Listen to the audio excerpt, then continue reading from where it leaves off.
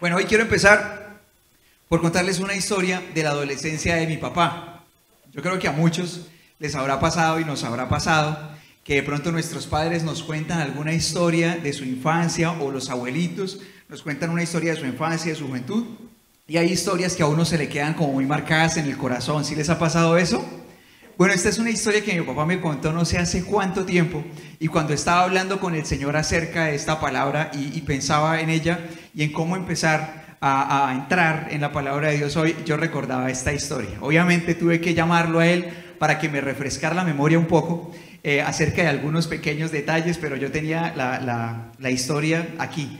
Entonces, la cuestión sucede cuando mi papá tiene aproximadamente unos 12 o 13 añitos. Está en esa etapa en la que pues es como un niño entrando a esa etapa de la adolescencia. Y bueno, en esa época los juegos de ellos mientras estaban en sus tiempos libres en casa pues eran juegos de calle, juegos de barrio, ¿no? Entonces solían de pronto ir a la calle a jugar fútbol, o esos juegos de barrio callejeros como que policía y ladrones, venado y cazadores. ¿Quién jugó ese tipo de juegos de calle? Alce la mano, por favor. Los que corrieron por allá por la calle como locos, como cabritos, ahí va, alce la mano, alce la mano. Cuando dije cabritos, algunos bajaron la mano.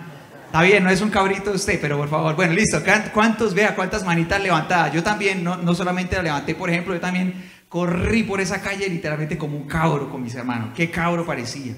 Y por la calle casi me destrozo en ocasiones de caídas y todo eso. Bueno, cuánta diversión, ¿verdad? Bueno, justamente uno de esos deportes uno de esos juegos muy apasionados de los que jugaba mi papá era policías y ladrones, ¿no? Que es este juego como de dos equipos que se atrapan unos a otros, que de pronto otros llamaron venado y cazadores, en fin. Bueno, el punto es que ellos, para darle realismo a este juego, usaban un lote cercano al barrio. El lote era cerquita y estaba cerrado por un muro. Entonces era como ideal para darle el realismo a la prisión. Entonces el que estaba capturado era metido allá en esa prisión. Tenían que saltar el muro y meter al preso allá. Entonces uno tenía que saltar el muro, bien sea porque llegaba capturado a ese lugar, o si iba a liberar a un compadre. ¿Cómo se sentía uno como un héroe cuando liberaba a un compañero? ¿Cierto que sí? Uno se sentía como un prócer de la patria, ¿verdad? Uno tenía que saltar el muro y luego saltarlo otra vez para salir. Entonces sí que sí, una tarde estaba ese juego pero candente allá en el barrio. Sonaban esos zapaticos de un lado para otro, para arriba, para abajo. Estaba en unos momentos fervorosos de emoción, cuando de pronto llega en algún momento y se abre la puerta de una de las casas de uno de los niños, y se para en el marco de la puerta una mamá sin ningún tipo de piedad. Mira a un lado, mira al otro. ¿Ya sabe usted qué va a hacer esa mamá sin clemencia? ¿Qué va a hacer? ¡Carlitos, para adentro! Descompletó el equipo, pero no solamente pasa eso, sino que sucede como un efecto dominó que llama a la hecatombe, a la catástrofe.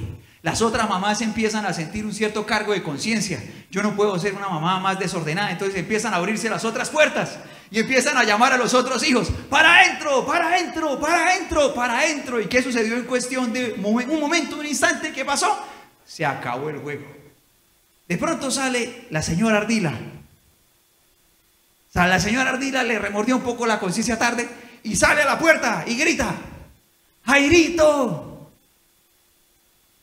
¡Jairito! Y Jairo no contesta. Y empieza de pronto a buscar por una cuadra, por otra, y Jairo no está. Y empieza a tocar en la puerta vecina. No, yo no sé dónde está Jairo. Yo no sé dónde está Jairo. ¿Usted sabe dónde está Jairo? ¿Dónde está Jairo? ¡En el lote!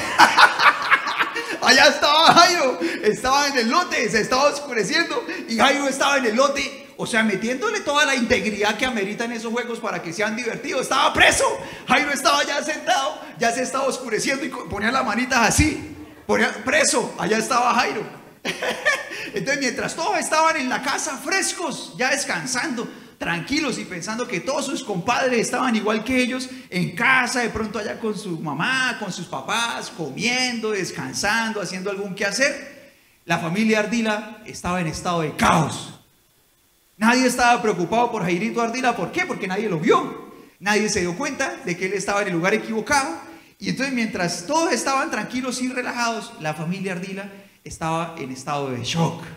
Y esto me hace pues justamente un puente para entrar a esta palabra, como te comentaba al principio, porque puede pasar con nuestras vidas que el hecho de que otras personas vean nuestra vida y sientan como que con lo que ellos ven es suficiente para hacer el juicio de que todo está bien, no quiere decir que todo esté bien en nuestro corazón. De pronto nos hace falta algo que es muy importante aquí dentro, y mientras que todos piensan que todo está normal en nuestra vida, estamos en estado de caos por dentro, ¿verdad? De pronto nos hace falta algo muy importante, hay algún problema por solucionar, hay cosas que necesitan ajustarse allá dentro de nuestro corazón, y mientras que todo el mundo piensa que estamos bien, aquí adentro hay un estado de caos. Algo así le sucedió a un hombre que se llamó Acán. Acán fue un israelita que hizo parte de la generación de Josué. ¿Alguien se acuerda de este señor? ¿Alguien se acuerda de Acán? Entonces me pueden ayudar a recordar en qué libro de la Biblia aparece. ¿Alguien se acuerda? ¿En qué libro de la Biblia aparece? Bueno, justamente ya les di la pista, ¿verdad? Él hizo parte de la generación de Josué, y la generación de Josué aparece en el libro que lleva su nombre. Él hizo parte de los hombres que como ejército tenían la misión de conquistar la tierra prometida. Siempre que hablo acerca de estos temas del Antiguo Testamento que tienen que ver con guerras y todas estas cosas y conquistas, me gusta hacer el paréntesis de que necesitamos tener en cuenta que lo que tú y yo vamos a presenciar en este texto bíblico hace parte de un contexto muy diferente al nuestro, y no podemos juzgarlo con nuestros ojos, sino que hay un contexto tan lejos como todas las generaciones que puede haber desde aquí a todas esas cantidades de años que hay entre nuestra generación y la de ellos, pero además con el agravante de que no sucedió en el mismo lugar, sino al otro lado del mundo. Así que la diferencia contextual es enorme, y estamos en medio de un tiempo de guerras, en medio de un tiempo en el que el Señor estaba atrayendo a la humanidad poco a poco a través de su pueblo para poder un día revelarnos a nuestro Señor Jesucristo. Así que vamos a encontrar cosas como guerras, muertes, caos, todas estas cosas. ¿Sí está conmigo o no? Listo. Entonces ellos iban a entrar a la tierra prometida, y su primer enemigo era una ciudad muy fuerte que se llamaba, ¿alguien se acuerda?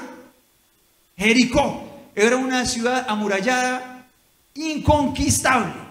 Así que era una ciudad que estaba allí súper bien resguardada por sus muros enormes, gigantescos. Encima de esos muros podían transitar carros, había calles, por encima de sus muros, dentro de los mismos muros se construían casas. O sea, te imaginarás el grosor de esos muros. Ellos fueron a conquistar esa ciudad de Jericó. ¿Ganaron o perdieron? Ganaron. Pero ellos tenían una misión al momento de enfrentar a esos enemigos, un mandamiento más bien. Ellos tenían un mandamiento de parte de Dios. ¿Y cuál era el mandamiento? Mientras que en esa época todos los soldados que iban a la guerra sabían que el botín que conquistaran de la guerra sería en alguna parte para ellos, el mandamiento del Señor era el siguiente: el primer botín de esta guerra que ustedes van a enfrentar no será para ustedes. El primer botín, ¿para quién sería? Sería dedicado al Señor. Así que absolutamente todo, materiales preciosos, objetos que tuvieran valor, todo tipo de cosas o animales que pudieran considerarse un botín de guerra en esa época, estaría dedicado al Señor. ¿Por qué? Porque el Señor es el único digno de ocupar el primer lugar en todas las áreas de nuestras vidas, ¿verdad? Esa es la razón. Ahora, ¿a quién le debería corresponder el primer lugar en nuestro corazón?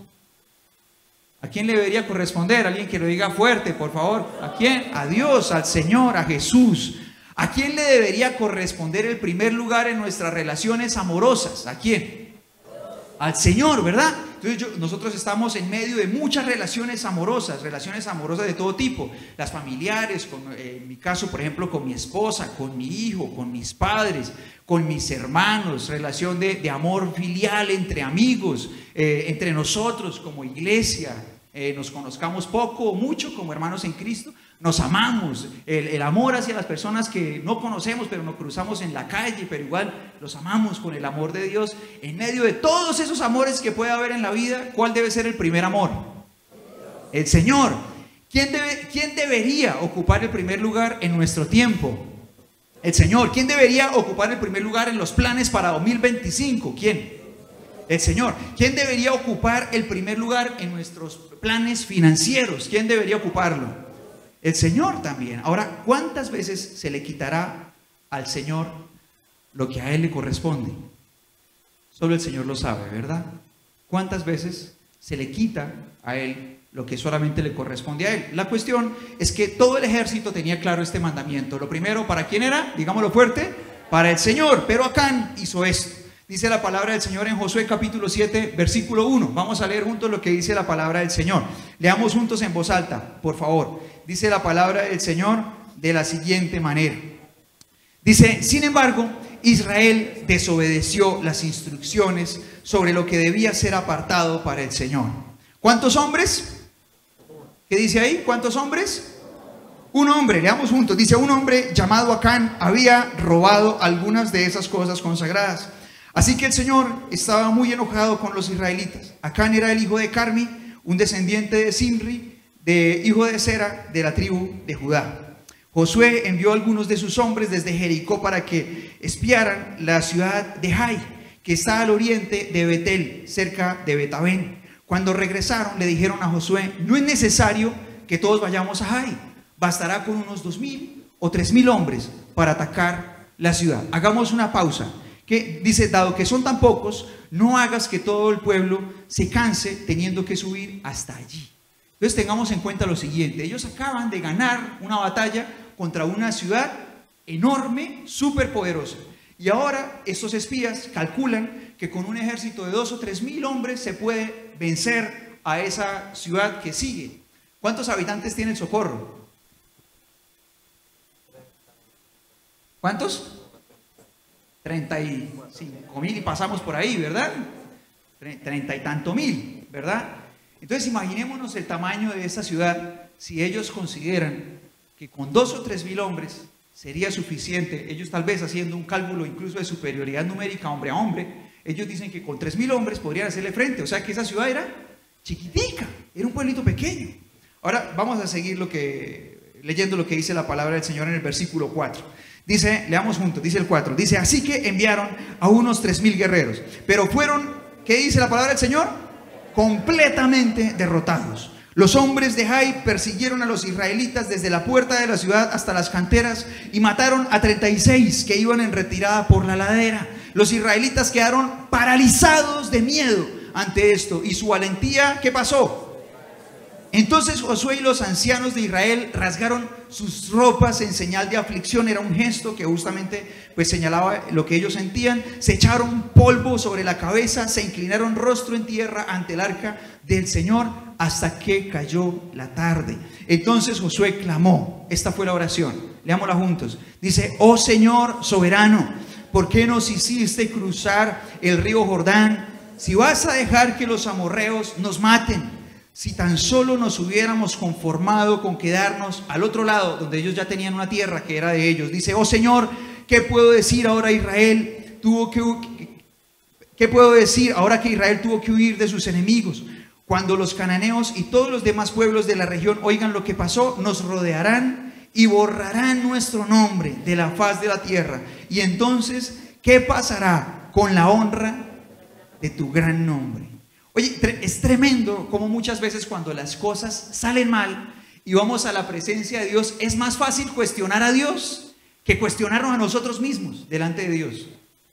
O sea, muchas veces cuando las cosas no le salen bien a uno, es más fácil ir delante de Dios y decirle, ¿por qué me haces esto a mí? O decirle eso a otras personas, yo no sé por qué Dios me hace esto a mí, o renegar de esa manera de parte a Dios, que orar diciéndole al Señor, entrando a ese cuarto, a ese lugar secreto, diciéndole a Él, Señor, ayúdame a ver lo que estoy haciendo mal. Es impresionante cómo sale más fácil esa primera oración. Y el problema no era que Dios no quisiera ayudarlos, el problema no era que el Señor no quisiera darles la victoria, el problema no era que el Señor no quisiera bendecirlos, el problema es que había algo oculto allí adentro del pueblo que les estaba haciendo daño, pero que ni Josué ni los demás habían notado. Ellos pensaban que todo estaba bien y qué era lo que había sucedido, qué era lo que estaba mal. ¿Qué había pasado específicamente? La palabra del Señor dice en el versículo 1 que un hombre llamado Acán, ¿qué hizo? Dice específicamente la palabra del Señor que un hombre llamado Acán había robado algunas de las cosas que se habían consagrado al Señor o que estaban destinadas para ser consagradas al Señor sin que nadie más lo notara. Sin embargo, lo primero que Josué y todos los líderes notan y que los lleva allá a orar delante de Dios no son las causas del problema, sino las consecuencias, como nos pasa a nosotros. Muchas veces lo que nosotros le llevamos al Señor no son las causas, sino las consecuencias. Entonces, por ejemplo, cuando una persona se acerca al Señor y le levanta al Señor esta oración: Señor, estamos a punto de divorciarnos con mi esposa, por favor, ayúdanos. Esa oración está fundamentada en una causa o en una consecuencia. En una consecuencia. ¿Cuál puede ser la causa? ¿Cuántas variables, no? Para llegar a ese punto de pensar en divorciarse. De pronto esta pareja ha confundido, o alguno de ellos ha confundido el amor con un deseo egoísta. Y entonces se acerca a orar al Señor: Señor, ayúdame, no quiero que nos divorciemos, pero no presenta delante del Señor la condición del amor que ellos están viviendo internamente. No se ha dado cuenta de que uno conoce el amor verdadero solamente cuando empieza a conocer a Dios. Ahora, de pronto, la causa de estar allí en esa condición de un próximo divorcio es el maltrato. Han empezado a hablarse mal hace tiempo. Sin embargo, la oración a Dios no es: Señor, ayúdanos, necesitamos aprender a hablarnos, necesitamos aprender a tratarnos, a no hacernos malas caras, necesitamos aprender a oírnos, sino que la oración es: Señor, no nos queremos divorciar, ayúdanos. Una consecuencia, no una causa. La oración, la causa de ese problema y la oración de pronto deberías ir enfocada hacia el problema de la falta de sinceridad. De pronto no han sido realmente transparentes los dos y esa falta de sinceridad ha ido cobrando con el paso del tiempo, la falta de fidelidad, la falta de lealtad. O de pronto alguno de los dos tiene una visión distorsionada acerca de lo que es un hogar. Y cada uno quiere establecerla como el lugar, ahí en la casa. Pero resulta que el motivo de la oración, ¿cuál es? Señor, no me quiero divorciar. Y se le lleva al Señor una consecuencia en lugar de ¿qué cosa? De una causa. De pronto alguien llega al Señor y le dice: Señor, mi relación con mi hijo es terrible. Señor, cámbialo. ¿Qué le está entregando al Señor? ¿Una consecuencia o una causa? Una consecuencia. Además que, ¿cuántas veces, si yo como persona que le sirve a Dios he escuchado este tipo de intención, cuántas veces la habrá oído el Señor? Además que esa oración se configura enfocada solamente en el hijo, ¿no? Entonces dice: Señor, mi relación con mi hijo es terrible, por favor cámbialo. No dice por favor cámbianos, sino dice por favor cámbialo a él. Y de pronto, ¿cuántas veces se le entrega al Señor esta petición sin de pronto pensar cuáles son las causas? Si de pronto la relación se ha vuelto hostil porque no hay apego, porque no ha habido tiempo de calidad, porque la comunicación es malísima, no ha habido nunca comunicación, porque de pronto el trato es algo que no existe, de pronto como padre, como madre siempre ha visto al hijo como alguien inferior a quien puede tratar como quiera, y obviamente llega un punto en el que ese niño ya no se queda más callado, sino que se va convirtiendo en un joven, en un hombre, y ahora responde y ahora no se deja, y entonces es imposible tratarlo. Y en lugar de traer esa oración al Señor y decirle: Señor, necesito que me enseñes a ser un buen padre, la oración es: cambia a mi hijo. Consecuencias y no causas, ¿verdad? ¿Sí está conmigo o no? De pronto alguien se acerca al Señor y le dice: Señor, tengo problemas financieros. ¿Eso es una causa o una consecuencia? Una consecuencia. ¿Cuál podría ser la causa? De pronto que se ha dejado de ver algunos principios que el Señor nos enseña en su palabra. Uno de ellos es el hecho de ser un buen administrador. La palabra del Señor dice que el que tiene el rol de administrador debe ser fiel, y que en la medida que una persona administra correctamente lo que se le da, puede recibir más de parte de Dios. Entonces, cuando normalmente hay problemas financieros, la oración puede ser: Señor, necesito dinero, por favor dame platica, ¿verdad? En lugar de orar: Señor, necesito aprender a ser un buen administrador. ¿Sí está conmigo o no? ¿Verdad? O de pronto el problema es que se ha evadido otro principio bíblico, que es no tomar los préstamos a la ligera. Y de pronto para salir de cualquier chicharrón, preste plata, preste plata, preste plata, preste plata. Y no se ha dado cuenta de que esa puede ser la causa de la crisis. Siempre se abre un hueco para tapar otro. Y entonces, en lugar de decirle al Señor, Señor, necesito ser un buen administrador para salir de esta costumbre y de este hábito, ¿qué se le dice al Señor? Señor, necesito plata. ¿Sí? ¿Sí está conmigo o no? O de pronto, una persona puede decirse hijo de Dios, pero no asume su responsabilidad frente al cuidado de la casa de Dios. Y tú y yo sabemos que nosotros, como hijos de Dios, el Señor nos demanda esa responsabilidad. Y esa responsabilidad asumida abrirá puertas, esa responsabilidad omitida la cerrará de parte de Dios sobre nuestras finanzas. ¿Sí están conmigo o no? Ahora, este ejército que veía consecuencias. ¿Por qué Josué estaba allá delante del Señor orando? ¿Por qué estaba arrodillado? Él no veía la causa. ¿Qué veía él? Perdieron una batalla, 36 caídos, y el ánimo del pueblo, ¿cómo? Por el piso. Estaban ahora petrificados de miedo, puras consecuencias, y por eso es que está arrodillado allí en ese lugar de oración. Entonces el Señor le responde lo que dice el versículo 10. Vamos a leerlo juntos. ¿Qué dice la palabra del Señor en el versículo 10? Vamos a buscar lo que dice la palabra del Señor allí. Te pido que por favor leamos juntos allí Josué 7, versículo 10. Vamos a leer todos con todo nuestro corazón hasta el versículo 13. Dice, pero el Señor le dijo a Josué, levántate, ¿por qué estás ahí con tu rostro en tierra? Dice, Israel ha pecado y ha roto mi pacto. Robaron de lo que les ordené que apartaran para mí, y no solo robaron, sino que además mintieron y escondieron los objetos robados entre sus pertenencias. Por esa razón, los israelitas huyen, derrotados de sus enemigos. Ahora Israel mismo será apartado para destrucción. No seguiré más con ustedes, a menos que destruyan esas cosas que guardaron y que estaban destinadas para ser destruidas. Levántate y ordénale al pueblo que se purifique a fin de prepararse para mañana, pues esto dice el Señor, Dios de Israel, en medio de ti. Leamos juntos esto que dice el Señor con énfasis. Dice, en medio de ti, oh Israel, están escondidas las cosas apartadas para el Señor. Nunca derrotarás a tus enemigos hasta que quites esas cosas que tienes en medio de ti. Y tú y yo recibimos aquí por lo menos 4 principios de vida que no son solo para Josué ni para Israel, sino que son para ti y para mí, para todos. Vamos a oírlos y vamos a insistir en ellos y vamos a llevarlos en nuestro corazón. ¿Estamos listos?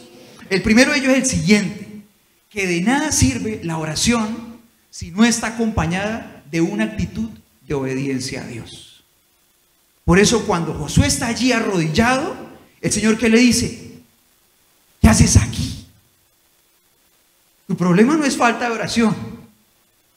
El problema del pueblo es que hay alguien que ha decidido no ser obediente.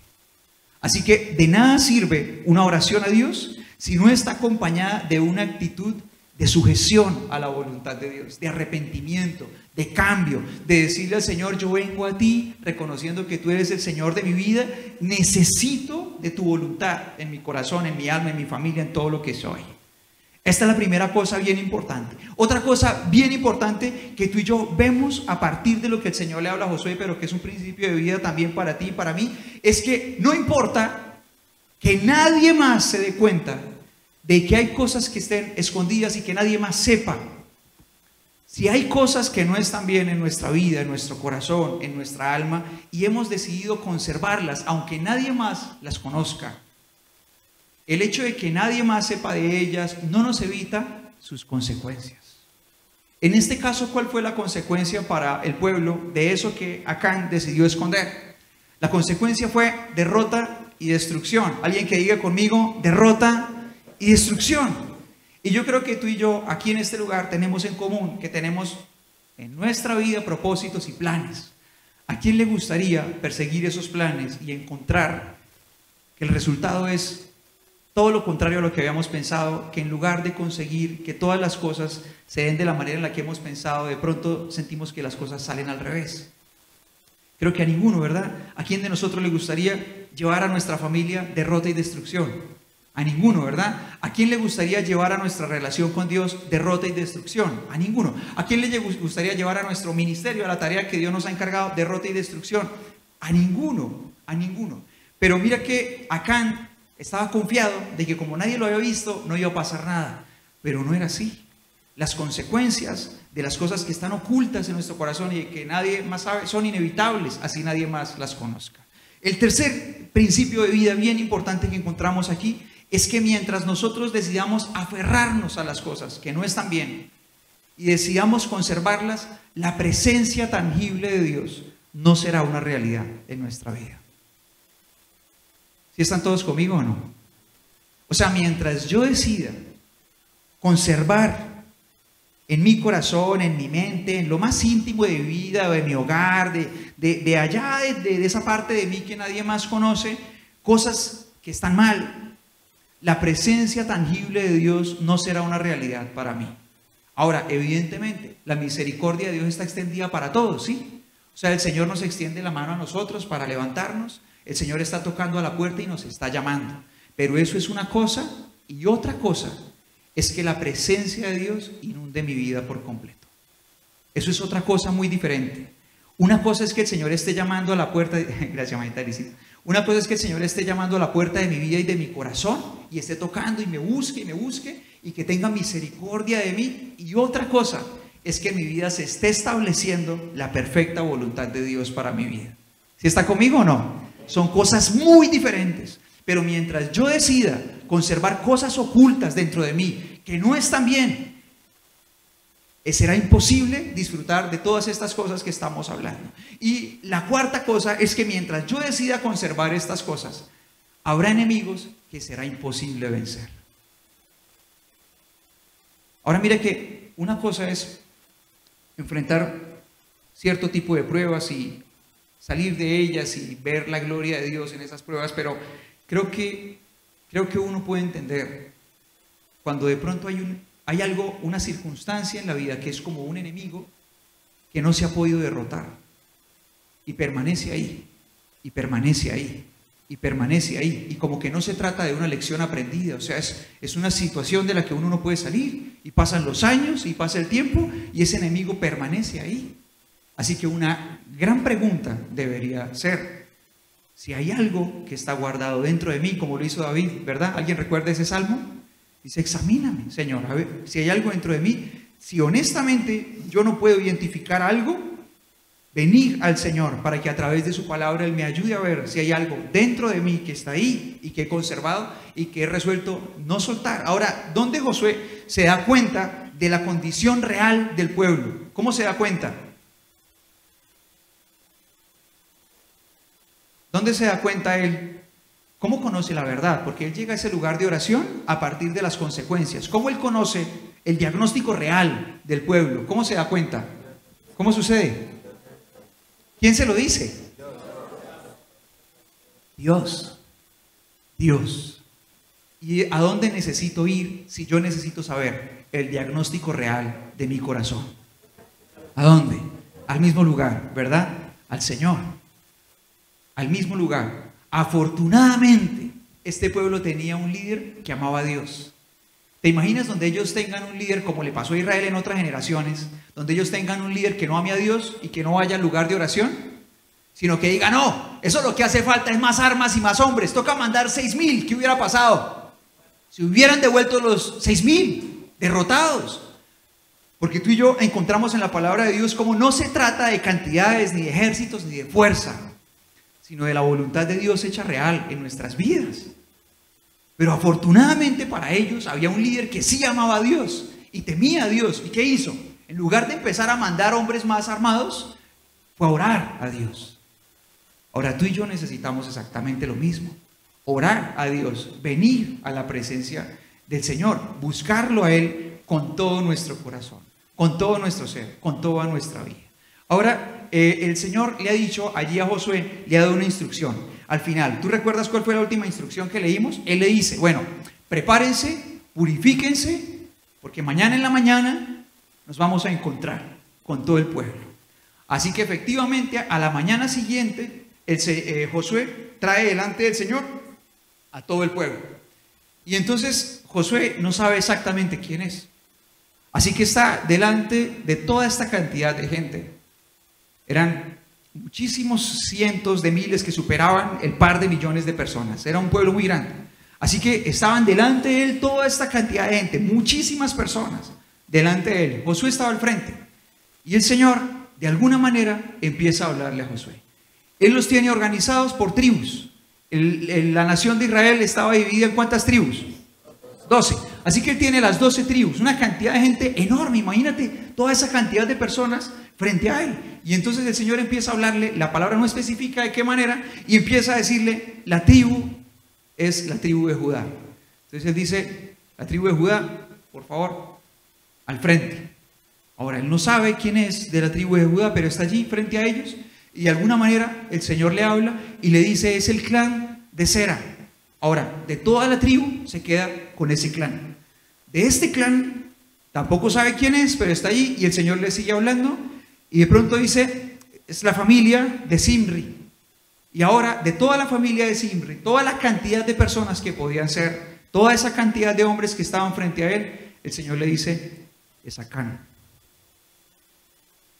Josué va y se para frente a él y le dice lo que está allí en los versículos del 19 al 21, sostienen esta conversación. Yo te voy a pedir que leamos juntos la conversación que sostienen los dos. Dice, entonces Josué le dijo a Acán, hijo mío, da gloria al Señor, Dios de Israel, y di la verdad. Confiesa y dime lo que has hecho, no me lo escondas. Acán respondió, es cierto, he pecado contra el Señor, Dios de Israel. Entre el botín vi un hermoso manto de Babilonia, 200 monedas de plata y una barra de oro que pesaba más de medio kilo.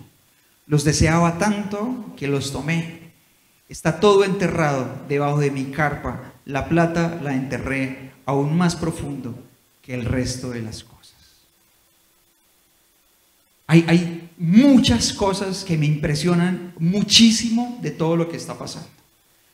Quiero compartirte dos. Una de ellas es la hoja de ruta que sigue este hombre frente al pecado. Y en el versículo 21 hay 4 verbos que te pido que tú y yo encontremos una vez más. Le voy a pedir a producción que nos regale el versículo 21. Hay 4 verbos, 4 acciones que te quiero pedir que por favor leamos con mucha atención y que las mencionemos y que tú y yo veamos esta hoja de ruta. Vamos a leerlo juntos. Dice, una vez que aparezca un verbo, tú me ayudas a destacarlo. ¿Está bien? Dice el versículo 21. Dice, entre el botín, vi. Primer verbo, ver. ¿Listo? Vi un hermoso manto de Babilonia, 200 monedas de plata. ¿Y qué más? Dice, y una barra de oro que pesaba más de medio kilo. Dice, los deseaba tanto. Segundo verbo, desear. Los deseaba tanto que los tomé. ¿Qué más dice la palabra del Señor? Dice, está todo... Perdón, ahí está el tercer verbo también. Dice, los deseaba tanto que ¿qué cosa?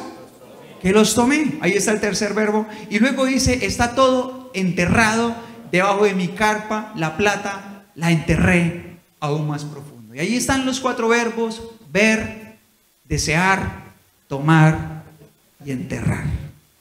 Es una hoja de ruta que sigue Acán, pero que no solamente sigue Acán, sino que podríamos seguir cualquiera de nosotros si no somos cuidadosos frente al pecado. Lo primero que hace Acán es ¿qué cosa? Ayúdeme, ¿es qué cosa? ¿Cuál es? ¿Qué es lo primero que hace? Ver. Ahora, cuando uno subestima el poder de entregarle su atención a algo que lo daña, uno está subestimando el poder del pecado en la vida de uno. Uno comete el error muchísimas veces de creer que tiene todo bajo control y de que uno es más astuto que cualquier cosa que pueda llegar a hacerle daño a su propia vida. Entonces por eso puede prestarle atención a cualquier cosa y abrir la puerta a cualquier cosa que haga daño. Pero una vez que uno entrega su atención a ese algo, uno inmediatamente le abre la puerta. Alguien que diga conmigo, le abre la puerta. Entonces piensa en cualquier tipo de pecado y verás que esta hoja de ruta coincide para muchos tipos de pecado y su manera de acceso a nuestra vida. Entonces lo primero que hace Acán es ¿qué cosa? Ver. Una vez que él ve, él no dice, bueno, ya está lindo, pero esto es del Señor, sino que él ve y como él le entrega su atención y le abre la puerta, va a un segundo paso. ¿El segundo paso cuál es? Desear. Entonces, una vez abre la puerta, no solamente le entrega su atención, sino empieza a gustarle. Y como le gusta y ese deseo empieza a entrar y él no lo combate, ese deseo empieza a crecer, empieza a hacerse más fuerte hasta que logra controlar su voluntad. Y como ahora ese deseo controla su voluntad, procede a ¿qué cosa? A tomar. O sea, él procede ya del deseo a pasar a la acción. Él pasa a la acción. Ahora, ¿Acán sabe que está mal? Sí, sí sabe que está mal, pero el deseo aquí, este paso anterior, se convirtió en una incubadora. Como él se permitió desear y no combatió ese deseo, ¿qué pasa? Pasó a la acción. Llegó un punto en el que era imposible controlarlo. El deseo se hizo demasiado fuerte. ¿En qué se convirtió? En una acción. Y una vez convertida una acción de la que él no quería desprenderse porque el deseo era demasiado fuerte, ¿qué hizo? Enterrar, ocultar. Ahora, yo creo que en este momento tú y yo nos podemos preguntar si tal vez en algún área de nuestra vida nos estemos permitiendo esta hoja de ruta. Si en algún área de nuestra vida haya cosas que nosotros estamos permitiendo que entren de esta manera y que sigan este camino. Y tú y yo podemos preguntarnos, ¿hay cosas que yo estoy ocultando? Hay cosas que, por ejemplo, no le puedo decir, mis padres no pueden saber, ni loco. Hay cosas que mi esposa no puede saber. Hay cosas que mi esposo no puede saber. Pensemos en eso. Hay pensamientos míos que no quisiera nunca jamás que nadie supiera, o que me vendría súper mal que otras personas conocieran. Imagínate que los pensamientos de uno se subieran automáticamente a Instagram. ¿Ah? ¿Verdad? Entonces pensemos, porque de pronto dicen, no, yo no tengo nada escondido, yo no tengo ningún roto por allá debajo de la alfombra, y de pronto uno se imagina levantando ¿verdad? La alfombra de la casa y haciendo el roto con una pala, pero pronto están escondidos, enterrados en lo profundo de la mente, del corazón, ¿verdad? Pensemos si estamos de pronto recorriendo esa hoja de ruta. ¿Y cuál es la actitud de un niño, por ejemplo, cuando un niño está, por ejemplo, jugando y ¡pum! Partió un jarrón? ¿Qué hace? Ay, mamita, es que me acabó de suceder un inconveniente aquí en la sala, pateé un balón con fuerza excesiva y derribé el jarrón de flores que tanto te gusta. ¿Hace eso un niño? No, yo creo que en sus mayores destellos de habilidad de pronto hasta se queda petrificado ahí al lado. ¿Qué pasó, papito? No sabe qué decir, pobrecito, está congelado, ¿verdad? ¿Cierto que sí? Como que intenta, ¿verdad? Ahora, pensemos si de alguna manera le hemos abierto la puerta en nuestra vida a esta hoja de ruta. Pensemos, por ejemplo, si hay cosas en nuestros chats, en nuestras navegaciones, en nuestro celular, que no permitiríamos que nadie viera, que no quisiéramos que nadie conociera nunca, conversaciones que tenemos, si hay conversaciones en la calle que sostenemos con amigos, que nos sentiríamos muy deshonrados de que nuestros hijos escucharan. Pensemos eso. Pensemos en eso. No me gustaría que mi hijo nunca conociera esa versión de mí. Pensemos esas cosas. Ahora, el hecho de que estén ocultas no quiere decir que ni yo ni mi familia estemos a salvo de sus consecuencias. ¿Sí están conmigo o no? La segunda cosa que me impresiona muchísimo es que Acán no confiesa su pecado conmovido por su conciencia. No viene a decir, yo he fallado, la verdad es que yo hice esto, y viene al Señor en oración primero y de pronto busca a su líder y dice, líder, yo hice esto. Conmovido porque la embarró. De pronto después de la guerra, no sé cómo este hombre hizo para esconder todo esto, pero sacó toda esa astucia necesaria para llegar hasta su carpa y esconder todo. Y que de pronto en algún momento él, a base de remordimiento de su conciencia, le dijera al Señor, Señor, esto me está pasando a mí, y buscara arrepentirse. No, no lo hace. Acán tampoco reconoce lo que le está pasando, conmovido por la derrota y por las pérdidas de vidas. No lo hace. Acán tampoco reconoce su falta al ver a todo el pueblo postrándose delante de Dios a pedirle su ayuda y su dirección. Él ve a todo el mundo orando y él los ve y hasta de pronto los acompaña a orar. y ve a Josué clamando a Dios, ¿por qué estamos derrotados? Pero él no confiesa el pecado. ¿Por qué él confiesa? Se vio obligado, no tenía opción. El Señor hizo que Josué se le parara de frente, delante de toda la cantidad de personas del pueblo de Israel y le dijera, fuiste tú, Acán. O sea, imagínate todo el chance que Acán tuvo, aún en medio de ese momento, cuando empezó a darse cuenta, salió mi tribu, salió mi clan, salió mi... Por lo menos ahí alce la mano, ¿verdad? Pero no, lo tienen que encarar. La cuestión es que es demasiado tarde. En ese momento lo único que le queda a Acán y a su familia es el juicio legal que en ese momento le correspondía por hacer lo que había hecho, y él y su familia son condenados a muerte. Ahora, ¿hasta cuándo uno como ser humano debería esperar para abrirle su corazón al Señor y entregarle todo lo que pueda estar mal en su interior? ¿Hasta cuándo debería esperar uno? ¿Hasta cuándo? David nos muestra la respuesta a esta pregunta en el Salmo 32. Yo te voy a pedir que leamos el Salmo 32 juntos. Y vamos a leer lo que dice la palabra del Señor desde el versículo 1. ¿Está bien? Te voy a pedir que lo leamos juntos. Te voy a pedir que lo leamos en voz alta. Dice la palabra del Señor así. Oh, qué alegría para aquellos a quienes se les perdona la desobediencia, a quienes se les cubre su pecado. Sí, qué alegría para aquellos a quienes el Señor les borró la culpa de su cuenta, los que llevan una vida de total transparencia. Mientras me negué a confesar mi pecado, mi cuerpo se consumió y gemía todo el día. Día y noche tu mano de disciplina pesaba sobre mí. Mi fuerza se evaporó como agua al calor del verano. Finalmente confesé todos mis pecados y ya no intenté ocultar mi culpa. Me dije, le confesaré mis rebeliones al Señor, y tú me perdonaste. Toda mi culpa desapareció. Por lo tanto, que todos oren a ti mientras aún haya tiempo, para que no se ahoguen en las desbordantes aguas del juicio, pues tú eres mi escondite, me proteges de las dificultades y me rodeas con canciones de victoria. El Señor dice, te guiaré por el mejor sendero para tu vida, te aconsejaré, velaré por ti. No seas como el mulo o el caballo que no tienen entendimiento, que necesitan un freno o una brida para mantenerse controlados. Muchos son los dolores de los malvados, pero el amor inagotable rodea a los que confían en el Señor. Así que alégrense mucho en el Señor y estén contentos ustedes, los que le obedecen. Griten de alegría, ustedes de corazón puro. Espectacular, ¿verdad?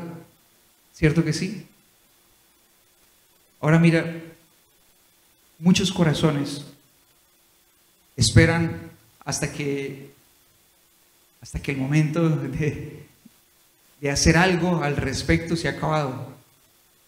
Hay personas que abren su corazón a Dios para decirle, Señor, perdona mi pecado, decido a partir de hoy ser obediente, cuando absolutamente todo se le salió de las manos.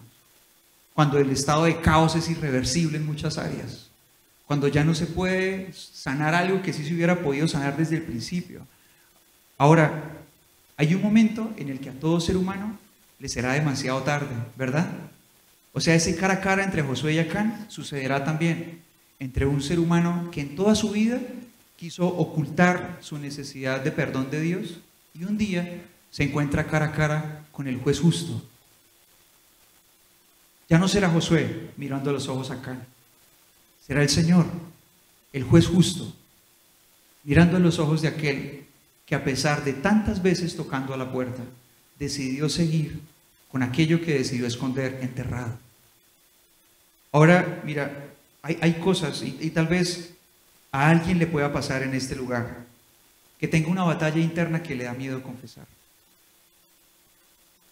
Que de pronto siente que le ha entregado al Señor y ha orado a Dios pidiéndole ayuda por eso, pero siente que es una batalla perdida. Y no es porque la gracia de Dios no sea suficiente para ese caso. La cuestión es que muchas veces un corazón es tan esclavo que esa situación ha opacado la verdadera voluntad de rendirse a Dios. Entonces el Señor dice en Santiago capítulo 5 versículo 16 lo siguiente, y te voy a pedir que lo leas conmigo. Te voy a pedir a que leas conmigo lo que dice la palabra de Dios acá. Vamos a leerlo juntos. ¿Qué dice la palabra del Señor? Levantemos nuestras voces juntos y leamos juntos también. Dice: confiésense los pecados unos a otros y oren los unos por los otros para que sean, ¿qué cosa? Sanados. La oración ferviente de una persona justa tiene mucho poder y da resultados maravillosos.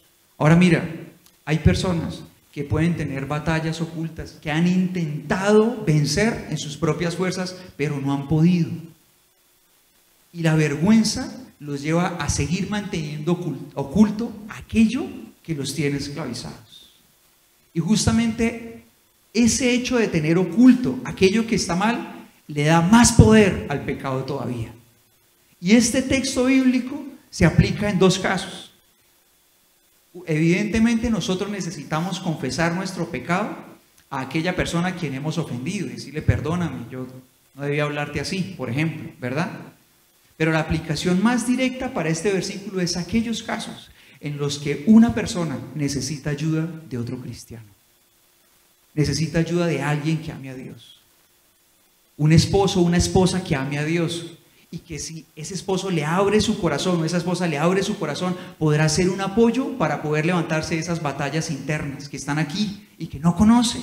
Un padre que ame a Dios y de pronto al hijo le da miedo, pero si tiene un papá o una mamá que ama a Dios, el hecho de abrir el corazón y pasar un momento de vergüenza, pero experimentar cómo esa confesión le traerá libertad. ¿Sí está conmigo o no? La cuestión es que el hecho de ocultar le da poder al pecado en el corazón. Pero el hecho de la confesión sí pasa por un momento de vergüenza a la persona. Pero cuando se busca una persona confiable, la confesión trae libertad al corazón. El problema es que a veces uno es muy orgulloso. Ese es el problema. Y uno cree que no necesita ayuda. El problema es que uno cree que uno es autosuficiente.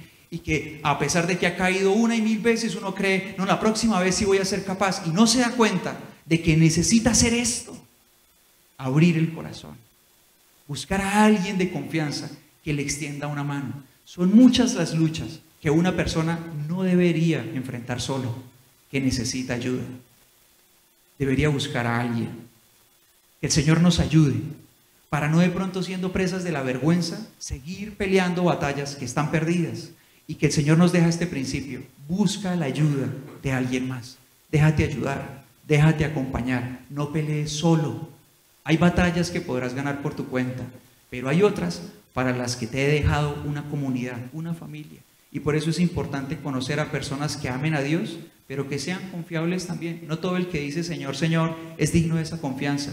Pero si tú estás vinculado a una casa en la que tú estás plantado porque tú confías en ella como esta, seguramente encontrarás en esta casa alguien en quien confiar. ¿Estás conmigo o no?